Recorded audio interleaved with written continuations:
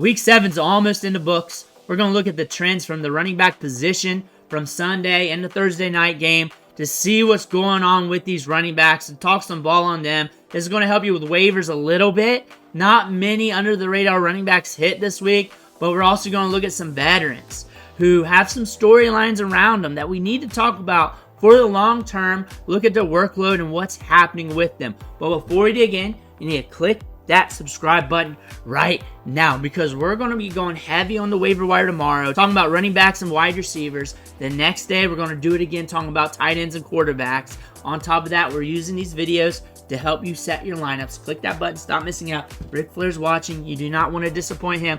But we're going to start off with Nick Chubb. This time last year, his knee was decimated. We were decimated. We were sad about Nick Chubb, one of the favorite players in the NFL, because he's a hard worker, stout player. He got the touchdown in this matchup. You look at the yards per carry, and you're worried about that. They were trying to pound him out around the goal line. A lot of that short work around there really impacting that. The Bengals front was getting to the Browns a lot from what I was seeing on the red zone. But when he scored that touchdown, you saw the vision. You saw him manipulate the leverages, was able to get that. And the fact that we got 11 carries our first game back is a good sign. The fact that Deshaun Watson's out for the year, it's not great for the Browns. It's not great for a human, but it's also great for Nick Chubb, other players in this offense. Jameis Winston pushed the ball downfield. DTR is a fun prospect to watch. This offense is going to be different. It's going to be injected with new life. Nick Chubb has some upside, and things are going to ramp up by the week. As we get further into the season, he'll just start getting his groove back. Once we're around Thanksgiving time, Nick Chubb won't be back to being Nick Chubb, but he'll be like 85-90% of what he was, and you're chasing the volume. And you want 11 carries from a running back that you're just throwing in your lineup anyways. That's what you're shooting for, and we're already seeing that. We're already seeing that from Nick Chubb. I think we saw a good performance from a guy who's coming back from getting his knee shredded. Kyren Williams scored well for fantasy football, but that's not what we're looking at today. Look at the 21 carries. We're running a lot of snaps. We keep doing this. Sean McVay's micromanaging this offense here, which is crazy when you think about it, because you got some talent at the running back position, and you could just give them a couple extra carries a game. Allow Kyren Williams to be spelled, especially for the back nine of the season, so he can be fresh. I did that what the fuck video, that you need video on Kyren Williams talking about that, and it's more of a diss on Sean McVay, giving him so much workload, leading the league among running backs and snaps, workload, opportunities, everything, and we keep doing this. And the fact is, there's a reason why these NFL teams have these running backs share the workload. Now, he could be the Iron Man this year, but maybe next year that slows him down. Because with the Rams, when I have predictions with them, it's usually the next year when things come to a head. But Kyren Williams, if he lasts the full season with this type of workload and keeps it up, he's an Iron Man. He is the Cal Ripken Jr. of 2024, because no other running back is getting this work week in and week out. Is the twig going to snap? Because eventually it will with this type of workload. But it's great for fantasy football. You keep rolling him out there. You keep starting him. You keep rolling with this because it's a lot of workload. He's scoring fantasy points. But still, you're going up against the Raiders, and you had to micromanage this. You had the lead in a lot of the game here, and you had to micromanage this. You could have took him out for some series here and there for a few plays, allow him to get spelled a bit.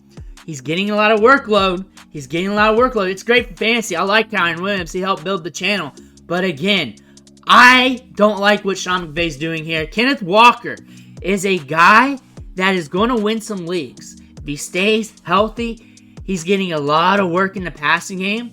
He is one of the top running backs in routes ran per game.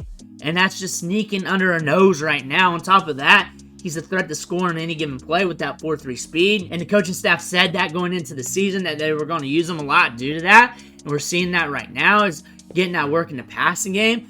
Kenneth Walker, one of the top running backs in the National Football League right now, especially in fantasy production. Jahmyr Gibbs had himself a day.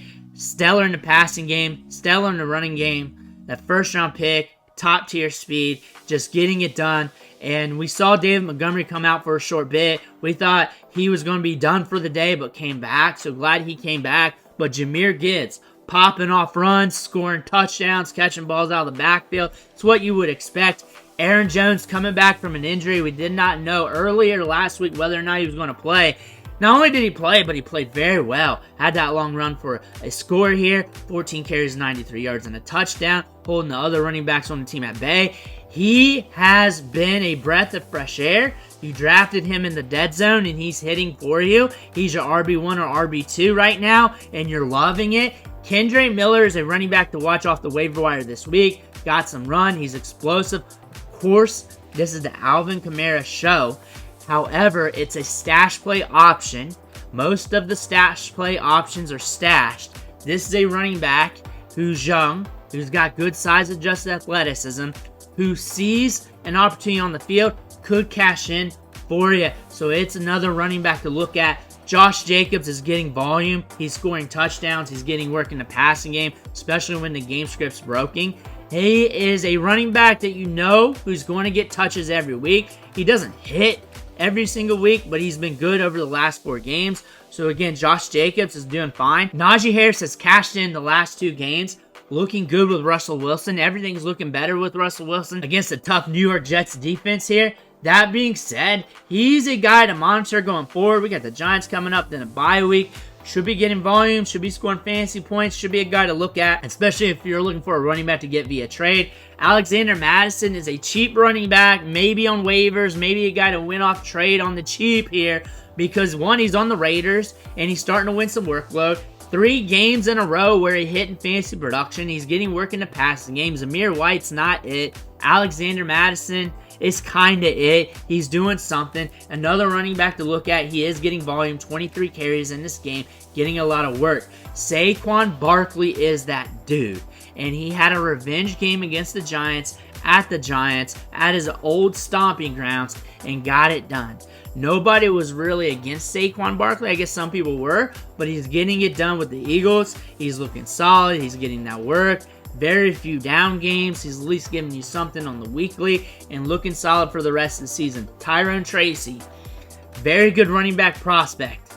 The Giants are horrible, but they are showing us that they're willing to split up the workload between him and Devin Singletary.